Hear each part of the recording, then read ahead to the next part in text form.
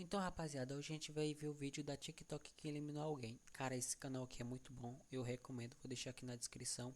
E bora ver o que que ela aprontou, né? Quem ela matou no caso. Marianne Oliver Snow não era só uma cosplayer, ela era alguém que parecia feita para seus personagens, como se eles fossem partes vivas dela mesma. Enquanto a maioria vestia fantasias, tirava fotos e voltava ao normal, Marianne Cara, meu sonho é fazer um cosplay, ó. Pegar assim, mas tipo assim, fazer um cosplay de armadura. O estilo Attack on Titan, o Fullmetal Alchemist. Moço, meu sonho. O foda é que onde eu moro quase não tem evento de anime, só tem aqueles eventos de shopping. Mas espero algum dia fazer. nunca desligava. Era Também é caro pra fazer um cosplay. como se o mundo real fosse pequeno demais para ela. Então ela se agarrava a essas versões idealizadas de si mesma. Mas esse jeito de levar o cosplay tão a sério não afetava só ela. Acabava envolvendo quem estava por perto em situações cada vez mais estranhas e desconfortáveis. Aqui é o Drake, e hoje no Sombras Criminais, iremos acompanhar um caso onde a busca por aprovação acabou causando uma situação que saiu totalmente do controle, causando um acidente horrível. Pô, pelo que eu tô vendo aqui, eu acho que ela gosta mais de fazer aquelas personagens mais góticas, tem mais trevosas, aquelas doidas da cabeça. E eu acho que daí subiu um pouco demais na cabeça dela.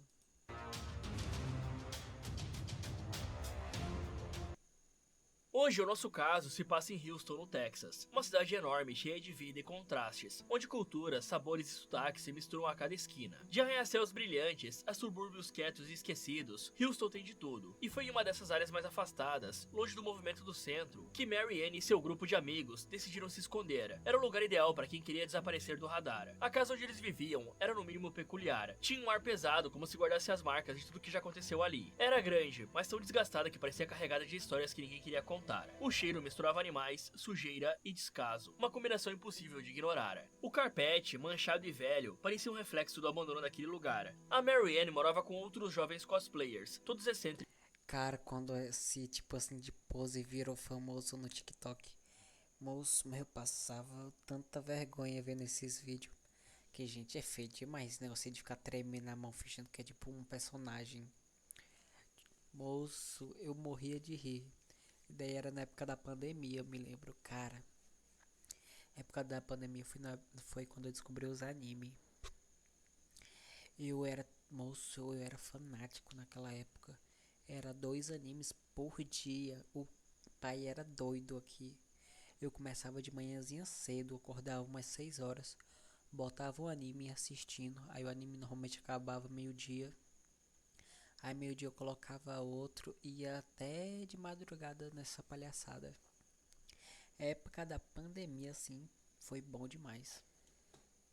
Como ela. Não existiam horários nem regras ali dentro. Era como se eles tivessem criado seu próprio universo, onde o mundo lá fora não tinha importância. Porém, essa liberdade aparente escondia um caos que ninguém conseguia ignorar por muito tempo. Quando a pandemia chegou em 2020 e o mundo parou, a casa dele se tornou ainda mais desconectada do que acontecia lá fora. Enquanto o resto do mundo lidava com incertezas, medos e isolamento, ali dentro as coisas continuavam como sempre. Músicas altas, risadas e conversas intermináveis preenchiam o espaço. A casa era como uma bolha, não pelo silêncio, mas pela indiferença ao que estava acontecendo do lado de fora. Era um lugar onde as consequências pareciam não existir, onde a realidade lá fora não conseguia entrar. E foi nesse cenário caótico que Helen Rose Hastings, de apenas 17 anos, decidiu se juntar ao grupo. Helen já conhecia Marianne antes de se mudar. As duas tinham se aproximado por interesses em comum, principalmente o cosplay. E Marianne parecia uma figura fascinante para Helen. Porém, a decisão de se mudar não foi apenas por amizade. Helen tinha um objetivo urgente. Com os pais idosos em casa, ela temia levar o vírus para eles. E por isso, a proposta de viver com Marianne e o grupo parecia uma boa solução enquanto se preparava para começar a sua nova vida em Ohio. Ela achava que ia encontrar um lugar acolhedor, cheio de gente que curtia as mesmas coisas que ela. Porém, ela logo percebeu que aquele ambiente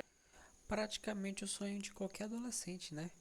Viver numa casa com os amigos. Cara, quando eu era pequeno, meu sonho era isso. Principalmente naquelas épocas das mansões dos YouTubes. Meu sonho era fazer um canal de Minecraft pra ficar famoso e ir pra casa do Resident Evil, do Authentic Games, gravar. Acho que deve ter sido o sonho de qualquer criança, né, daquela época. Era bom demais, pô. era diferente de tudo que já tinham vivido. A casa não era só um lugar para morar, era quase um mundo à parte, onde as regras do lado de fora não pareciam valer. No começo, isso até parecia interessante, mas aos poucos começou a ficar confuso. A mistura de personalidades, o clima caótico e o jeito despreocupado das pessoas tornavam tudo imprevisível. Helen não sabia onde estava se metendo, mas ela tentou enxergar aquilo como uma chance. Porém, naquele ambiente estranho, a garota viu a oportunidade de talvez, pela primeira vez, ser ela mesma. Mesmo que fosse desafiadora, Helen acreditava que aquele lugar podia ser um começo, por mais assustador que isso fosse. Helen Rose Hastings não era uma criança comum. Enquanto outras crianças se divertiam no quintal, Helen estava viajando o mundo com os pais, dois cientistas renomados. Desde cedo, suas experiências não tinham limites. Ela já tinha andado pelas ruas de Oslo, experimentado o caos organizado de Tóquio, e até sonhava em seguir os passos dos pais, mas com um toque especial. Aos 7 anos, ela já tinha decidido, queria abrir um instituto para mulheres cientistas no Japão. Mas por trás dessa rotina cheia de aventuras, Helen ainda era só uma garotinha, doce, gentil e cheia de vida. Apesar de ser muito inteligente, ela aprendeu a formar frases completas com apenas 1 ano e 6 meses. Seus pais sabiam que as primeiras interações com o mundo fora de casa poderiam ser um desafio. O desafio chegou quando Helen foi para a escola pela primeira vez. Com 6 anos, ela teve o primeiro contato com as crianças da sua idade. Mas enquanto seus pais achavam que ela seria admirada por ser tão esperta, aconteceu o oposto. Mesmo estudando em uma escola particular e extremamente prestigiada, Helen virou alvo de bullying. Os colegas implicavam com seu jeito de ser, sua inteligência e até com os interesses que ela demonstrava. Mas Helen não baixava a cabeça. Ela enfrentava os insultos como podia, embora isso a machucasse profundamente. Com o tempo, no entanto, a situação ficou mais complicada. Um diagnóstico de misofonia, um distúrbio que faz as pessoas reagirem negativamente a sons específicos, tornou a convivência na sala de aula ainda mais difícil. E mesmo diante das dificuldades, Helen não desistiu. Ela buscava forças nos sonhos que tinha desde pequena e tentava resistir aos dias ruins. Só que algo ainda mais delicado estava prestes a surgir. Com o tempo, Helen começou a perceber que a sua identidade ia muito além do que as pessoas ao seu redor compreendiam. Ela se identificava como pansexual, e embora tenha mantido isso em segredo por um tempo, um relacionamento trouxe tudo à tona. Nem todos estavam prontos para aceitar isso. Quando a sua ex-namorada contou para algumas pessoas, os insultos e o preconceito aumentaram. Helen, que já lutava contra a ansiedade e a depressão, começou a se fechar ainda mais. A jovem que antes sonhava alto agora estava presa em um ciclo de tristeza, isolamento e insegurança. Só que a Helen era resiliente. Mesmo nos momentos mais difíceis, ela buscava formas de se reerguer, e foi na internet que ela encontrou uma saída. Passando horas online, Helen descobriu um mundo que parecia perfeito para ela, o cosplay. Em Houston, existia uma comunidade inteira a se vestir como personagens e abraçar quem eram de verdade, sem julgamentos. No começo, Helen achava aquilo tudo fascinante, mas ao Caraca, esse cosplay aí ficou bom, ó. Daí aquela personagem, né, do filme do Deadpool, que eu esqueci o nome.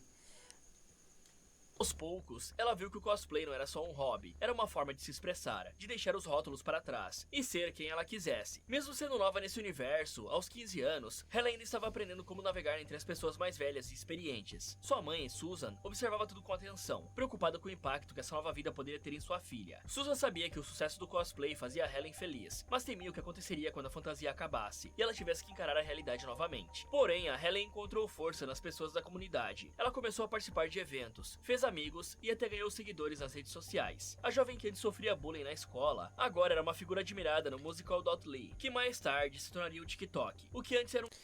Cara, eu já fui pra alguns eventos de anime e é bom demais. Só que eu sempre tenho vergonha de pedir pra tirar foto com os cosplay. Porque, pô, dá uma vergonha assim, de, pô, vai que eu vou lá e a pessoa tá ocupada e eu acabo incomodando. Mas algum dia eu quero ter coragem pra tirar a foto, ó.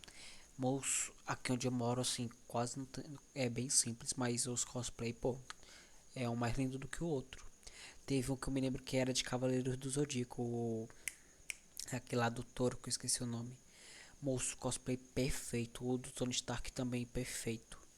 Mas, cara, eu tenho vergonha, eu tenho que perder isso, ó. Uma coisa que eu vejo que me atrapalha muito é a vergonha.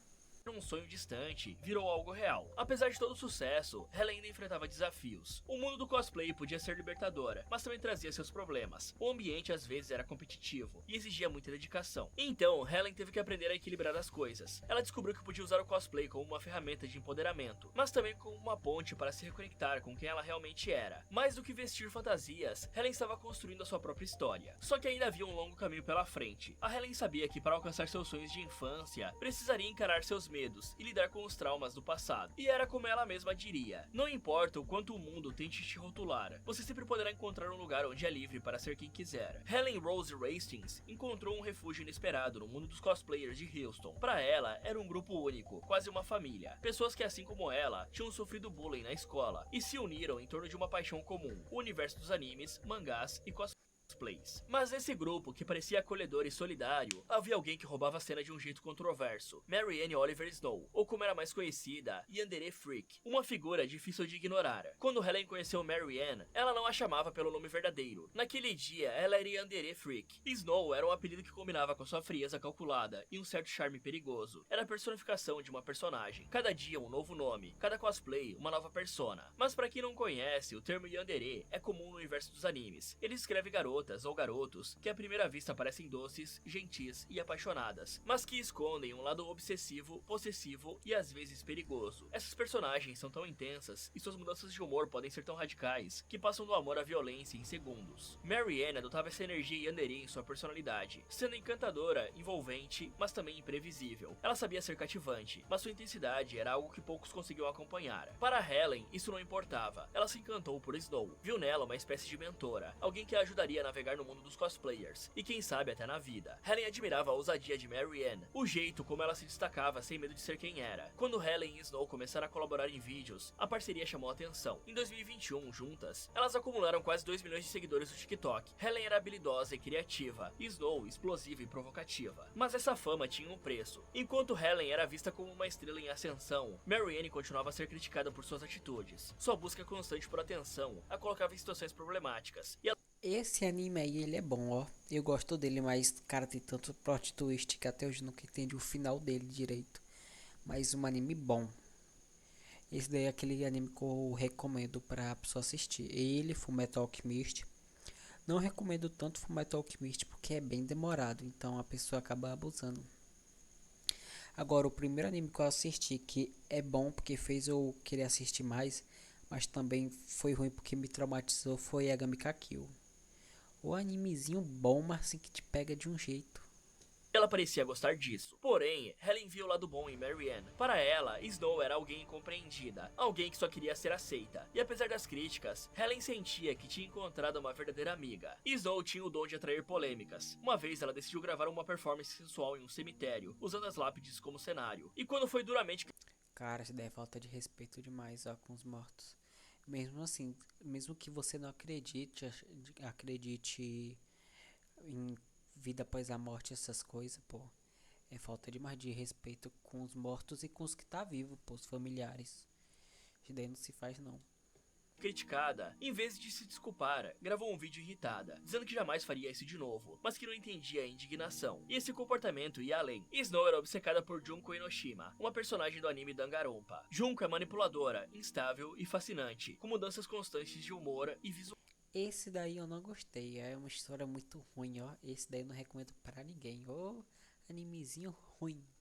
A Marianne parecia ter adotado a personalidade da Junko na vida real. E é claro que isso não agradava a todos. Muitos dentro da comunidade de cosplay viam o comportamento de Snow como preocupante. Ela criticava que tentava se vestir como Junko, como se tivesse posse sobre a personagem. Era um ciúme que beirava o irracional. Mas mesmo sabendo de tudo isso, para Helen, Snow era leal e doce. Ela acreditava que Marianne só queria se expressar e que as pessoas não entendiam o seu verdadeiro eu. Helen sentia que com Snow podia ser ela mesma, sem medo de julgamentos. A amizade entre Helen e Snow era intensa. Snow era alguém que parecia estar sempre no limite, causando admiração e desconforto ao mesmo tempo. Mas os amigos de Helen começaram a alertá-la. Para eles, Snow não era confiável. Ela era egoísta, imprevisível e parecia mais interessada em causar impacto do que em cuidar das pessoas ao seu redor. Só que Helen escolheu ficar ao lado de Snow. Mesmo sabendo dos problemas, ela acreditava que a amizade das duas era verdadeira e que Snow, no fundo, só precisava de alguém que a aceitasse como ela era. A relação com Snow mudou a vida de Helen. Ela aprendeu muito sobre o mundo dos cosplayers, ganhou fama e encontrou um espaço onde podia se expressar livremente. Mas como a gente sabe, nem toda amizade é perfeita. E aos poucos, Helen começou a perceber que talvez Snow estivesse mais presa às suas fantasias do que ela imaginava. Marianne parecia confundir o mundo real com os personagens que interpretava. Isso gerava caos, e Helen precisava decidir até onde estava disposta a ir para manter essa amizade. Porém, Helen ainda via a beleza na diferença. Para ela, mesmo as pessoas mais complicadas tinham algo a oferecer. E mesmo que sua jornada com Snow fosse cheia de altos e baixos, ela sabia que essas experiências a moldariam para sempre. Assim como os personagens do anime Danganronpa, Snow Snow vivia cercada por um grupo fechado, quase como uma trupe. Na casa em Houston, onde dividia a rotina com os outros amigos, a vida parecia ser um show constante. Elas eram celebridades digitais, e suas transmissões ao vivo no TikTok atraíam milhares de espectadores. Só que a personalidade de Snow estava se tornando cada vez mais imprevisível. Às vezes ela era doce e acolhedora, mas em outras vezes, suas mudanças de humor a tornavam agressiva e difícil de lidar. A comunidade começou a notar que Snow estava levando o cosplay a sério demais. Por isso, muitos se afastaram, deixando seu círculo íntimo menor e mais isolado. E nesse momento, Helen já era uma figura importante na vida de Snow, especialmente no mundo virtual. Ela se aproximava mais da casa e dos amigos de Snow, sem perceber que esse círculo fechado deixava menos espaço para escapar. Nos meses seguintes, Helen estaria prestes a viver os momentos que mudariam. Quando o TikTok substituiu o Musical.ly em 2018, Snow e Helen aproveitaram a mudança para expandir seu alcance. As transmissões ao vivo eram um grande sucesso, mostrando a vida na casa de Houston como uma mistura de criatividade e caos. Mas o que as lives não mostravam era o que realmente acontecia dentro da casa. Helen, entusiasmada, chegou a convidar amigos para festas e eventos. Isso permitiu que a sua mãe, Susan, conhecesse Snow de perto. No início, tudo parecia inofensivo, como uma brincadeira. Mudanças de voz, trocas de personalidade e um comportamento que os amigos achavam engraçado. Porém, não demorou muito para que as pessoas próximas de Helen começassem a notar algo mais preocupante. O namorado de Helen, durante uma festa na piscina, observou como essas mudanças de personalidade aconteciam fora das câmeras. No momento pareciam piadas internas, mas dentro da casa, o ambiente era mais sombrio. Dentro da casa de Snow, os comportamentos se tornavam cada vez mais inquietantes. Como foi relatado por uma amiga de Helen, o ambiente era cheio de insultos, gritos e até agressões. Muitas vezes o grupo parecia entorpecido, sorrindo em meio às atividades degradantes. Entretanto, a Helen não via isso como um problema. Para ela, Snow e seus amigos estavam apenas vivendo intensamente, como artistas que criavam algo único. Quando o namorado de Helen tentou alertá-la, ela simplesmente ignorou. Porém, Susan, a mãe de Helen, também notou sinais preocupantes. Ela percebia que o grupo evitava interagir com ela e o pai da Helen, sempre abaixavam a cabeça e mal cumprimentavam, como se houvesse medo ou vergonha. Susan começou a sentir que Snow estava criando uma barreira entre Helen e a família, afastando a filha pouco a pouco. Já Helen estava em uma posição difícil. De um lado, seus pais, que sempre a apoiaram e a amaram incondicionalmente. Do outro, Snow, alguém que a ajudou a superar momentos sombrios da vida. Para Helen, Snow era mais do que uma amiga, era quase uma salvadora. Ela sentia uma lealdade profunda, mas não romântica por Snow. Essa lealdade a cegava. Os amigos de Helen não conseguiam falar sobre Snow perto dela. Qualquer crítica era recebida como uma defesa feroz, como se Helen não conseguisse enxergar as falhas de Snow. A esse ponto, Susan sabia que precisava. A questão, tipo assim, sobre não conseguir enxergar é que quando você tá, tipo assim, quando você se entrega tanto pra uma pessoa, você acaba não conseguindo ver. Tem aquele defeito, mas não, deu um defeito besta, ou o povo tá exagerando demais. Eu acho que muita pessoa acaba se afundando em relacionamentos, em outras coisas por isso. Porque vê o defeito, mas ou acha que é algo assim muito besta, ou finge que não viu. Mesmo o povo avisando, falando, pô, sai daí, tu vai se ferrar, tu vai se ferrar. Tem gente que não. Isso daí jamais aconteceria, fulano jamais iria fazer isso. E é isso, gente. Muita gente se ferra por isso, esse lance de, vou fechar o olho porque isso vai mudar, ou não é bem isso, mas fazer o quê? Precisava ser paciente. Ela entendia que, por mais que tentasse alertar a filha, Helen precisaria descobrir por si mesma os perigos dessa relação. Enquanto isso, Susan continuava a observar, preocupada com o quanto Snow estava influenciando a vida da sua filha. A amizade entre Helen e Snow era intensa, mas também cheia de sombras. Snow havia sido uma figura fundamental para Helen em um momento difícil, mas ao mesmo tempo representava um risco. Mesmo com a sua mãe sabendo disso, Helen acreditava profundamente na bondade de Snow, mesmo quando os sinais diziam o contrário. A lealdade e o amor que sentia por sua amiga a mantinham presa, dividida entre dois mundos, sua família e a trupe de Snow. Só que essa história ainda não acabou. Para Helen, o desafio era entender até onde valia a pena seguir ao lado de Snow e o que estava disposta a sacrificar por essa amizade. E para Susan, era uma questão de confiar, que no final, Helen encontraria o seu próprio caminho, por mais difícil que fosse esse processo. No outono de 2020, os Estados Unidos ainda lidavam com os efeitos do isolamento causado pela pandemia. As escolas e universidades enfrentavam desafios imensos, muitas operando em modelos híbridos ou totalmente online. Helen Rose Hastings, no entanto, sentia que estava dando um passo adiante, prestes a ingressar na Oberlin College, episódio da série Gotham. Na tela surgiu o vilão Pinguim, um personagem excêntrico e imprevisível. E a Snow, como sempre, performática, anunciou que tinha uma arma. Gente, adiantei aqui um pouquinho porque senão vai demorar demais esse vídeo. parecida com a do personagem. Pouco depois, ela sacou uma Glock, que segundo ela, tinha sido esquecida por um ex-namorado. Naquela casa, brincar com armas não era algo incomum. A arma, como muitos objetos de cena, era usada em performances e vídeos. Todos riam e se entretinham enquanto Snow imitava o pinguim, gesticulando com a arma na mão. Helen, talvez de forma irônica, teria dito algo como, "Atire em mim". Só que essa pistola não era cenográfica, e Snow, ainda em sua performance, aproximou a pistola do rosto de Helen e puxou o gatilho. O disparo foi a queima-roupa. Helen caiu imediatamente. Meu Deus do céu, foi logo na cabeça. Rapaz. E o ferimento causou um sangramento intenso. Um dos amigos, em desespero, usou um urso de pelúcia para tentar estancar o sangramento, enquanto o outro ligava para os paramédicos. Os paramédicos chegaram rapidamente, conduzindo Helen ao hospital mais próximo. Susan e Philip, seus pais, receberam a ligação mais difícil de suas vidas. Quando chegaram ao hospital, a situação já era irreversível. Uma ressonância magnética revelou a atividade cerebral. Não, pô, na cabeça não sobrevive mais não, já era. Pegou, matou. Helen era uma doadora de órgãos, e os médicos pediram 3 dias para a coleta. Susan concordou em dar 2 dias, desejando se despedir da filha com dignidade. Assim, cercada por familiares e ao som do Beatles, Helen foi desligada dos aparelhos que mantinham seus sinais vitais.